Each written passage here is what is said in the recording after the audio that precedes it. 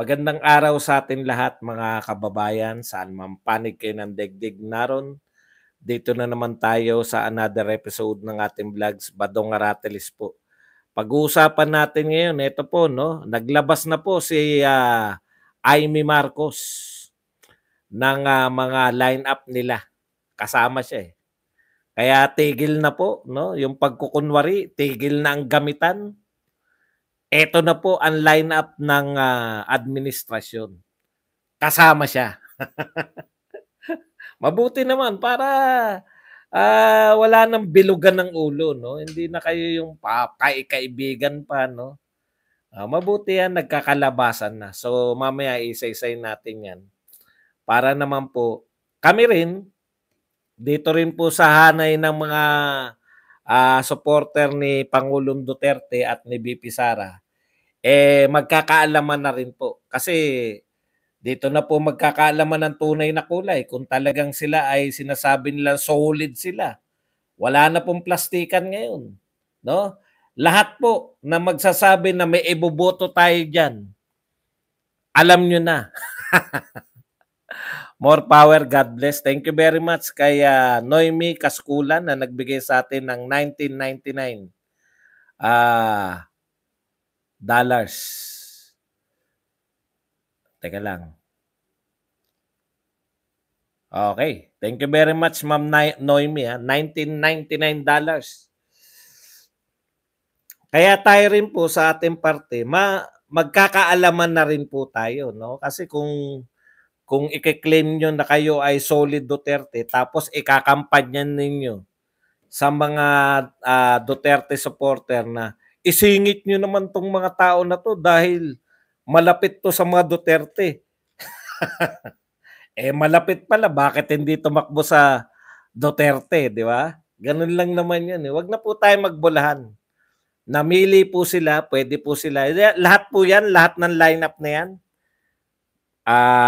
Hindi pa pala tayo nagpipindot na. Pag-uusapan din natin, ito po, no, si Ontiveros. Ngayon po sa kapihan sa Senado, alam nyo naman, sabi naman sa inyo, hindi kagad yan na magpe-press con dahil mag-i-script pa eh. So, sinagot niya po yung pagkawala ni Alice Go, pero hindi ko pinakinggan. Yun lang po dun sa sagot niya kay VP Sara. As usual, no? Hahabulin niya po matanggalan ng budget ang Office of the Vice President. Yan po mga pag-uusapan natin, pero bago yan, marami pa po palang iba. Ito po, ang tapang po ni BBM. Ang tapang po ni BBM, sabi po ni BBM, heads will roll. Hindi po mas roll, heads will roll. Dahil po nakatakas ito pong si Alice Go. Naku, may nanginig kaya? May natakot kaya? Ang tagal na niyang heads must roll na yan. Matagal na kami naghahanap ng... May natatakot ba sa presidente? Na mga tauhan niya? Heads must roll daw dahil sa pagkatakas ni Alice Go. Yan po mga pag-uusapan natin, pero bago yan, kung bago ka pa lang dito sa ating channel, mag-subscribe ka na.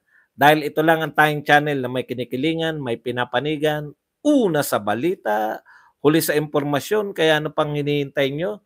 Pindot na, okay. Siguro may sacrificial lamb na sila. Kawawa naman yung tao na yun.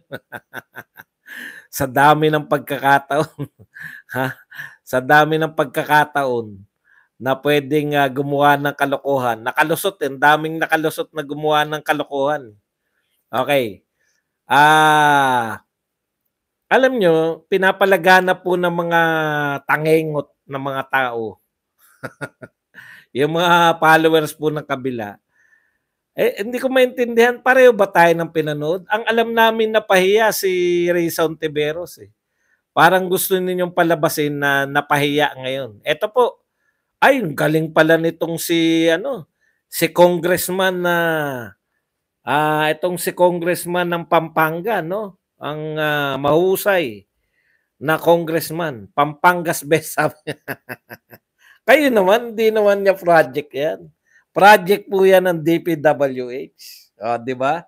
Kaya lang dahil sa kanya po 'yan, eh wala naman po, 'di ba sa Pampanga rin yung ano, kayo naman bakit niyo sisisihin si Congressman na ano na nga, Dong Gonzales diyan sa mga kapalpakan na 'yan. Eto po.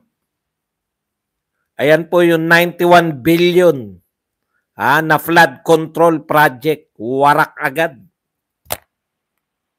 Pakita natin. O, ayan, no? Parang ano talaga, no?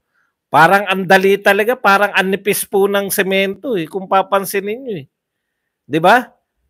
At parang walang bawal ba maglagay ng ano, ng bakal? Walang bakal yung semento, drog. Yan po ang 91 billion. No? Oh, bakit walang ano, wala akong nakikita mga bakal na palaman? Ay, bakit meron? May picture ni wala namang kinalaman si congressman diyan. Kayo naman, no? Wag kayong ganun. Bakit niyo naman sinasama? Ito naman si Ayo. Napasama po yung mukha ni congressman. Siguro naman walang kinalaman si congressman. DPWH yan. Lalo na kung iimbestigahan niya ni congressman. Di po ba? Ang dami nilang iniimbestigahan. Pati yung mga nagdaang panahon, iniimbestigahan nila. Iimbestigahan kaya ni Congressman Gonzales? Ang nangyari sa Pampanga? Malamang imbestigahan niya yan. Di ba? Alam nga namang hindi niya imbestigahan yan. Usong-usong pag-usapan yan. Flood control. Yan yung flood control. May budget na 91 million. Iimbestigahan ni congressman yan. Mapapahiya siya. Di ba? O baka marinig natin heads will roll. Mr. President, heads will roll nga dyan. Isang ang heads will roll dito. Diyan pa lang napupunta yung mga budget. Isa ba yan sa 5,500? Flood control. Wala talagang bakal Ang alam po, pag nag-flooring, di ba, yung flooring natin sa mga bahay, may bakal yun. Ito, semento, walang bakal ako nakita yan. Siyempre, gagawan yan. Imbestigahan niya ni congressman. Dami nilang iniimbestiga. Alangan namang hindi imbestigahan yan. Di mahahalata. Masyado namang mahahalata na Duterte lang ang gusto nyong imbestigahan. Siyempre, imbestigahan nila yan. Magtiwala lang kayo. Ano ba ngayon? August 21, Tignan natin, kung iimbestigahan nila yan, Okay. Eto na po. Naku, may statement na si Pangulong Marcos. The departure of Alice Go has laid bare the corruption that undermines our justice system and erodes public trust. Let me be clear. Heads will roll. Pucha, heads will roll. Palakpakan tayo kay Mr. President.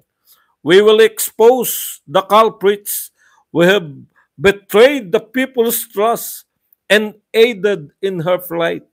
A full-scale investigation is already underway, and those responsible will be suspended and will be held accountable.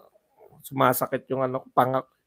And will be held accountable to the fullest extent of the law.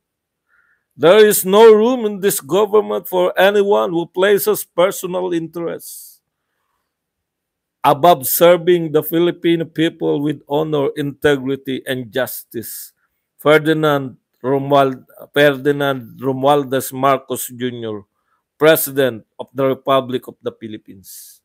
Galing, palakpakan, Okay, abangan natin, sigurado ka, Mr. President. Sigurado ka, Mr. President. Tagal na namin naghihintay ng heads will roll. Dati, heads must roll. Ngayon, heads will roll na. Pucha, tignan natin. Tignan natin to. Ayan, mayroon daw gugulong.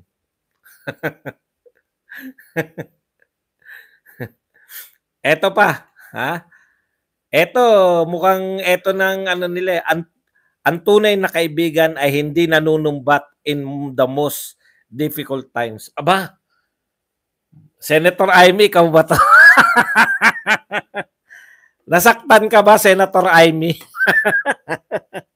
Kasi hindi na sinasabi ni wala na pong hindi naman si Senator Amy to. Ito yung mga trolls nila, no? Ito yung mga trolls nila. 31 na nagngangalang alam nyo, buti pa yung mga kalaban natin, yung mga dilawan, napunan nyo ba? Yung mga kalaban natin ng mga dilawan, mga tao, sila JC Punong Bayan, sila Haiderian, sila Raisa Robles, sila Father Nongnong. Panay mga tao yung si Jober Laureo. Mga totoong tao, ito po, yung mga binabasa natin ng mga post sa Twitter, wala na pong tao eh. 31 million, ganun po yung mga walang may pangalan tao sa kanila.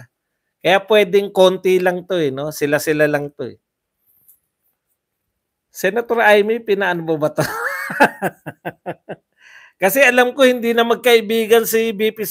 'Di ba ang definition ng ugnayan ni BP Sara tsaka ni President Marcos, parang wala na, undefined na, 'di ba? Pero sinabi niya ang kaibigan niya pa, 'di ba tinanong siya kung magkaano-ano pa sila ni Senator Marcos? Ang sabi ni BP Sara, magkaibigan pa sila, 'di ba?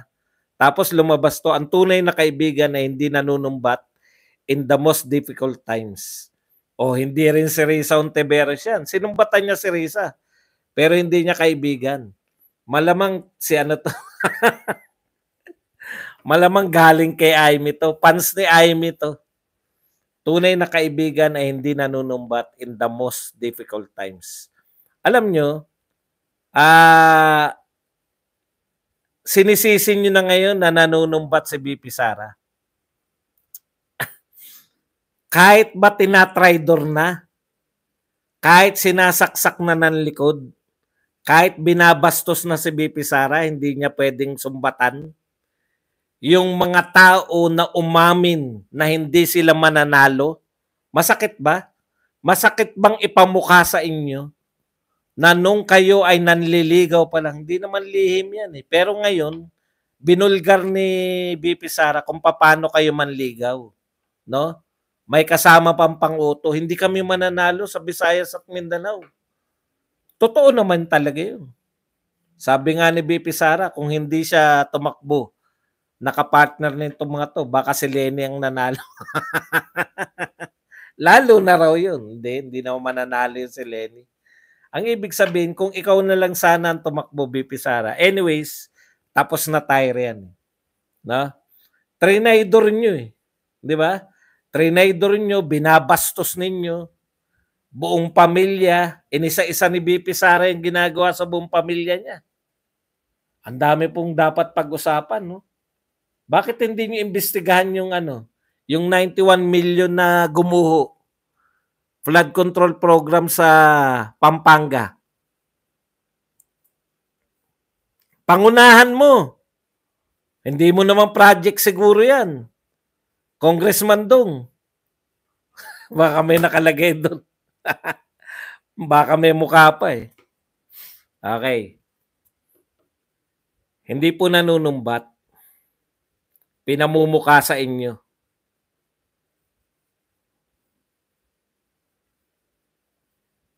Ayan, no? Hindi kami mananalo kung di mo kami tutulungan sa Mindanao at Visayas.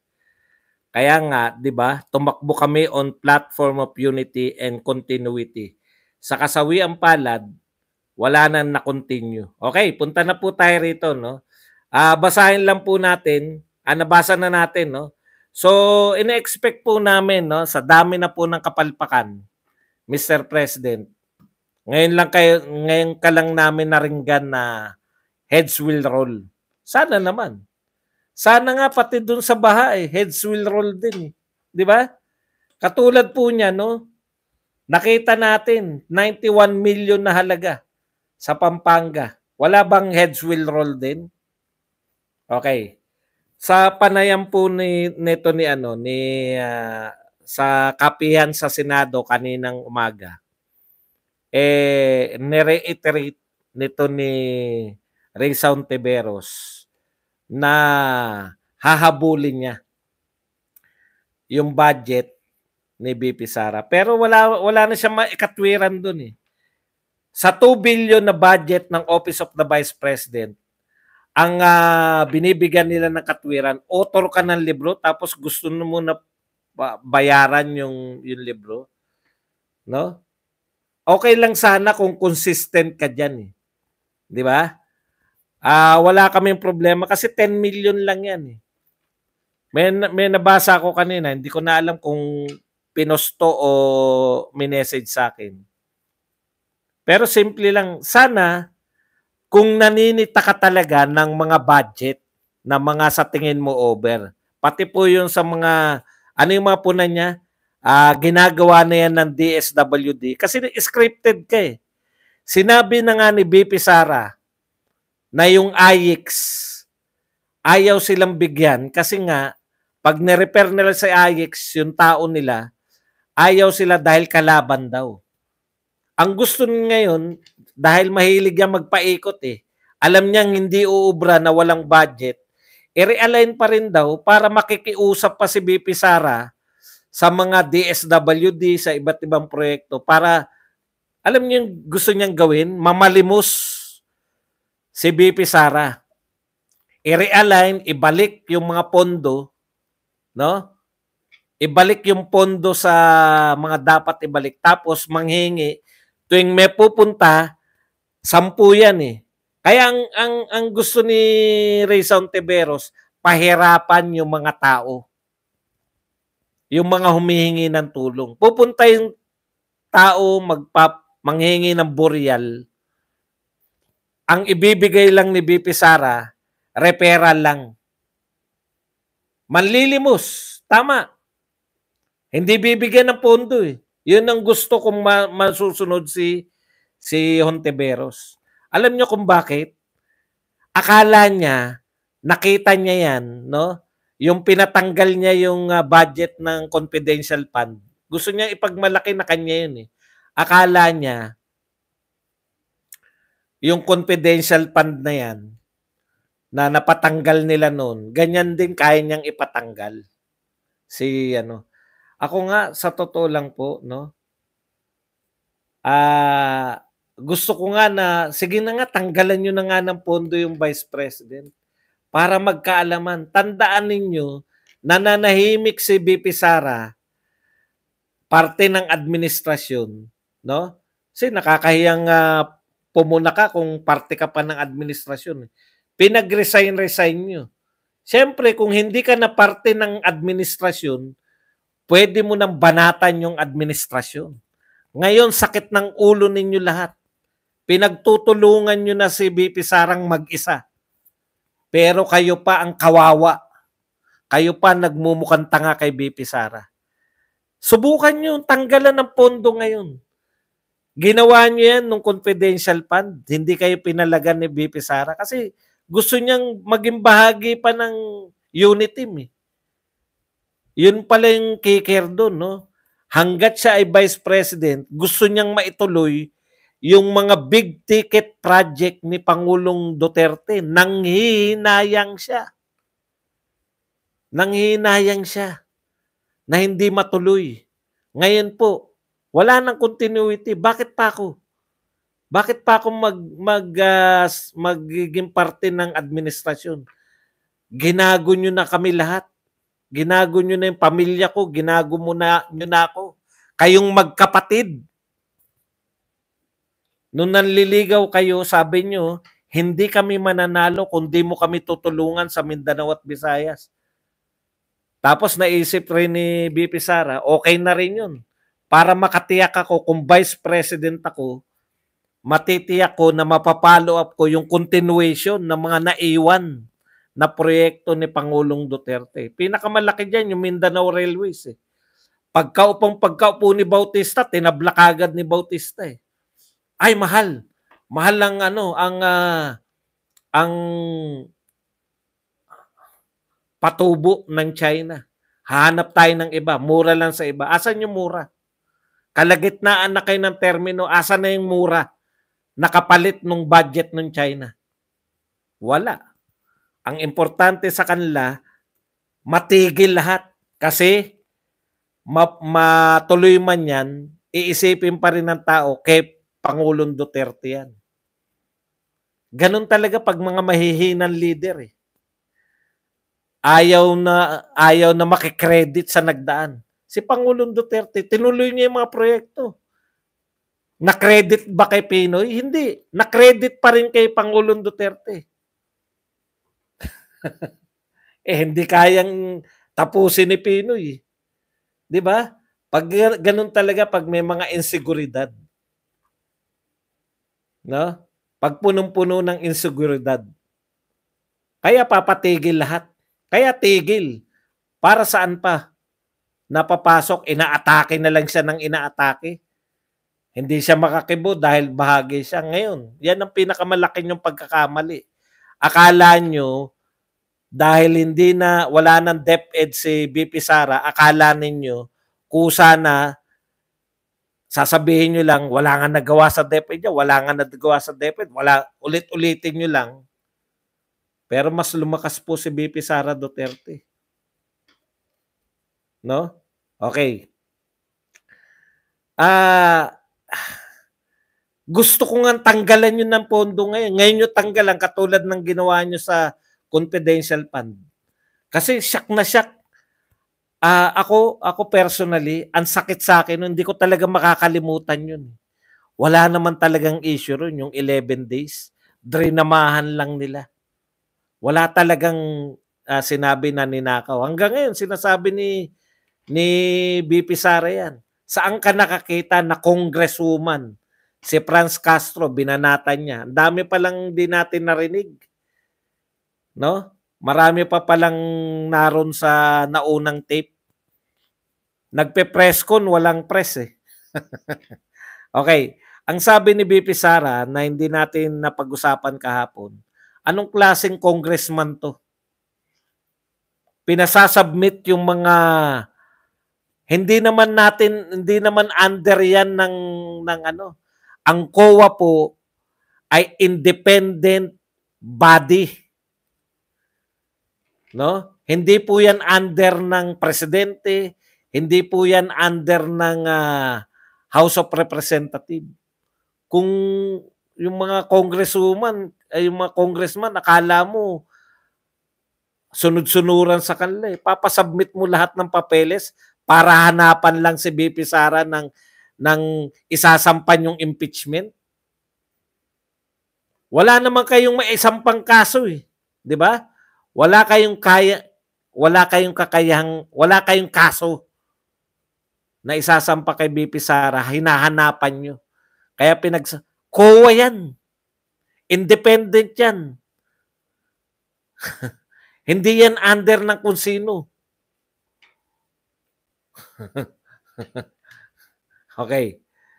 Ngayon, saan sumisentro si Ontiveros? Sinisentrohan niya yung 10 million eh. 10 million daw, bakit popondohan ng taong bayan? Program nila yan eh. Gusto nila mamudmud.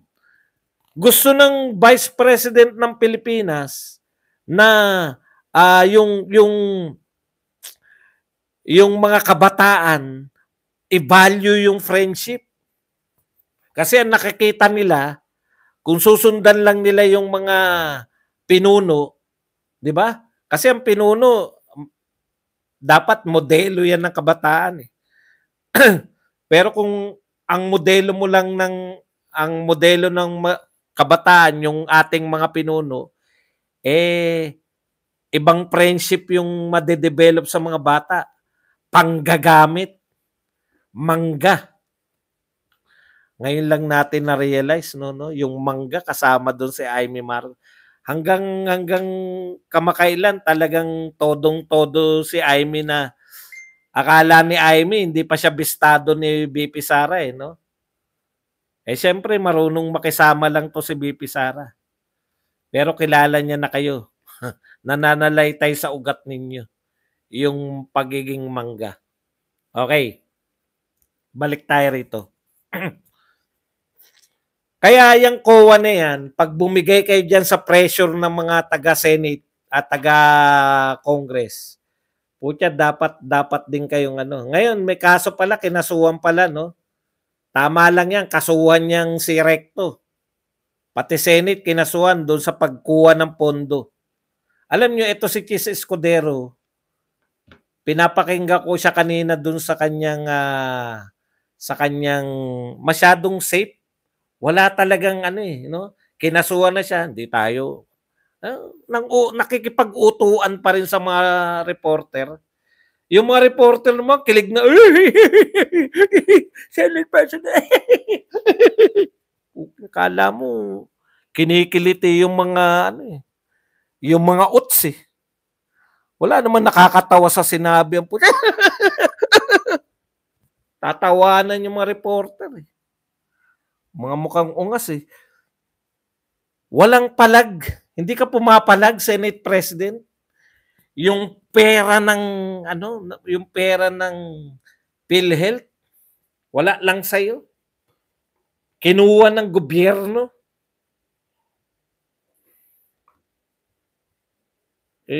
Dinadaan lang sa pakyut. Putyan, tanda mo na. Yan talaga pag nakakaano yung yung mga thunders, mahirap po pag nakakaano ng bata yung mga thunders, feeling nila cute uli sila eh. Ganyan din ako minsan eh. Pag nakakasariwa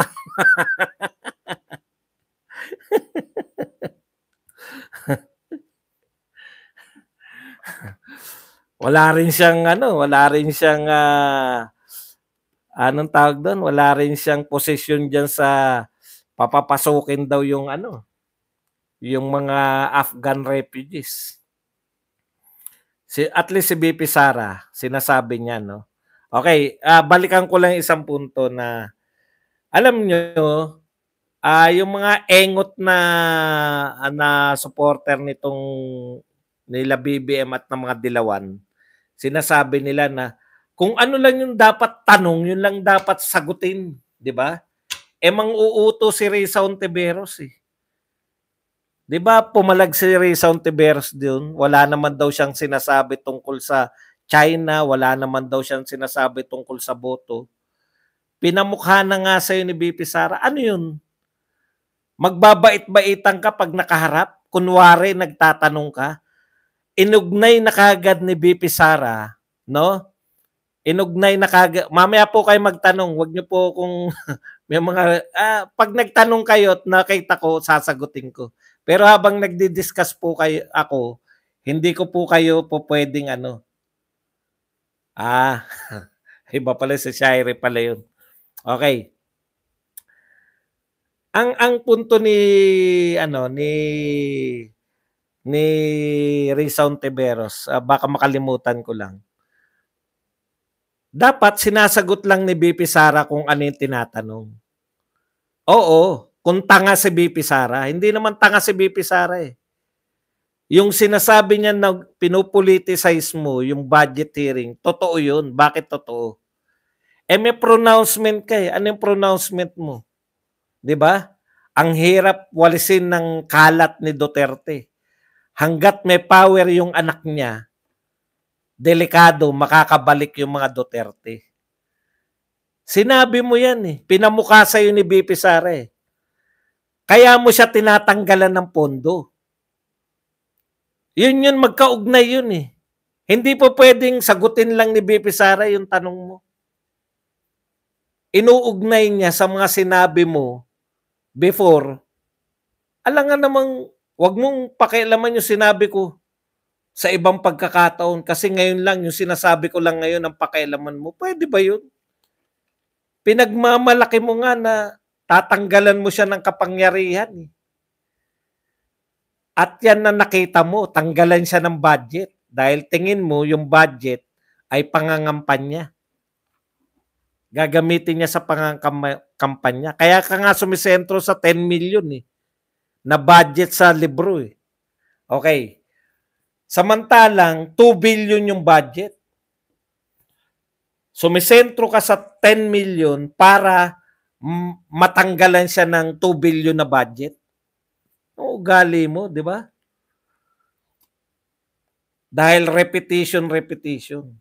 Kalokohan po yan. Paano magiging repetition yan? Samantalang inapprove na yan ng NEP. Hindi naman po yan, pinopotion ni VP Sara ng Office of the Vice President at inapprove po yan ng budget, DBM, NEP, National, kung ano man ang ibig sabihin nun. Ibig sabihin, aprobado po yan ng Pangulo ng Pilipinas. O kayo, i-approve or disapprove lang. Nasanay ka na yung budget ni BP Sara ng confidential fund noong nakaraang taon, tinanggalan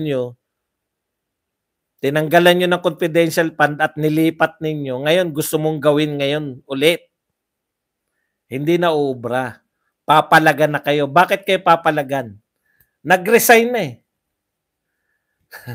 Nag-resign na si BP Sara eh. Bilang DepEd, hindi na siya bahagi ng administrasyon. Yun ang nakakalimutan nyo. Okay. Punta na po tayo rito kay Senator Amy. Ito po sabi ko nga, dito na po magkakalaman kasi lahat tokes yan eh, no? Kami ang tunay na wala po kaming pakialam, very welcoming kami. Pero malalaman nyo po kung niloloko kayo ng mga vloggers ninyo pag hindi sila nag-solid dito. No? Pag hindi nila sinolid. Itong na hindi iboto o may ikakampanya sila rito. Pwede pala yun. Ipabura. Okay, ito po nawala sa Twitter eh. Ito po ay galing kay Amy Marcos. Amy Marcos said the lineup was decided on Monday night. Pero more or less, tama yung mga nauna eh, no? Ito po ang kanilang 12 na kandidato ng senatorial balls ni President Ferdinand Bongbong Marcos. 2, 4, 6, 8, 10, 12. Siyempre, nangunguna po si Amy Marcos. Tol Tolentino, yes! Hindi, ito, nakita ko na. Si Lito Lapid, Panpilo Lacson, si Pia Cayetano, Erwin Tulfo na hindi tatakbo. Kala ko ba hindi ka tatakbo, Erwin Tulfo? Pinagluloko nyo naman kami. Style ni Duterte yan, ginagaya nyo eh. Wala naman niniwala sa inyo, Tulfo. No? Tapos na yan. Ginawa na ni Tatay Digong yan. Okay. Si Tito Soto, Abi Binay, Manny Pacquiao, si Abalos, Bong Revilla, at saka si Camille Villar. Iyan po ang official lineup ng kandidato po ng ating President Ferdinand Marcos Jr. Isa-isay natin. Anong sinasabi nyo na hindi kasama si Amy? Anong sinabi nyo na si Amy ay Duterte? Malamang nga, nasaktan nga to sa binunyag ni BP Sara kaya naglabas ng lineup eh. Ulitin po natin Ito po yung idediretso natin, no? Sa Inidoro. Siyempre, meron na naunang tatlo eh. Yung Shekibam. Shekibam. Ito po, Amy Marcos, Tol Tolentino, Lito Lapid, Pampilo Lacson, Abalos, Manny Pacquiao, Pia Cayetano, si Camille Villar, Ramon Bong Revilla Jr., Abi Binay, Tito Soto, at siyempre, ang hindi tatakbong si Erwin Tulfo. Ayan. Yan po ang official lineup. Ano po yung sinasabi natin na magkakalaman? Magkakalaman po kung yung mga nagsasabi na sila ay mga Duterte supporter na mga vloggers ay may ikakandidato dyan sa mga yan. Basta po tayo rito sa Kulto ni Digong, lahat po ito ibabasura natin. Lalong-lalo na, no? Lalong-lalo na tong si Tol. Lalong-lalo na si Tol. Okay, ha? Ito po ang mga hindi natin iboboto. Amy Marcos, Tol, Tolentino, Lito Lapid, Pampilo Lacson, Abalos, Pacquiao, Villar, Bong Revilla, Abi Binay, Tito Soto, Pia Cayetano, at ang hindi tatakbong si Erwin Tulfo. Okay. Alam po ninyo, may mga magsasabi po sa inyo na hindi tayo kinakailangan na straight. Hindi tayo kinakailangan na dapat mamimili tayo. Ano yan? Mga vloggers yung dapat magpapasya? Opo. Kami po sa kulto ni Digong, straight tayo dapat. Bakit? No? May sasabihin nyo siguro na ano naman yan, no? Yung hindi naman kaaway yan ng Duterte, yung senador na yan. Hindi pala sila kaaway, but hindi sila tumakbo dito sa press kay Pangulong Duterte. Wala pa naman lineup si Pangulong Duterte. Ang alam ko, 2 pa lang eh. Yung isa, pangatlo, kung tatakbo pa lang. Pang-4, kung tatakbo rin. Di ba? Sino ba yung si Bato, si Bongo? Kung tatakbo si Chavit, sinabi po ni Tatay Digong, susuportahan niya. Kung tatakbo po si Persila Costa, susuportahan ni BP Sara. Yan, siyempre, yung mga maisog, pag tumakbo yan, di ba? Ila-line up po yan ng maisog. Papa-aprobahan kay Tatay Digong. Susuportahan natin kung sino po. Yan po, no, malinaw po tayo riyan. Pero eto po, dahil kumampi po sila kay Pangulong Marcos, wala pong history. Sabi nga ni BP Sara, hiwalay tayo, pwede naman tayo maghiwalay sa politika. Huwag lang tayo magbastusan. Yun lang. Kung kayo po ay sinusuportahan niyo yung mga yan, huwag niyo idamay yung mga supporter niyo. Dahil malalaman po namin na yung nagmamalaki kayo na solid Duterte kayo. Tapos ikakampanya ninyo. Di ba? Okay, yan lang po, no? Yan lang po yung ating hindi susuportahan. Ang galing ng lineup, no? Talagang durugan to. Wala yata dyan. Okay. Teka lang, baka meron pa tayo. Yan lang po ang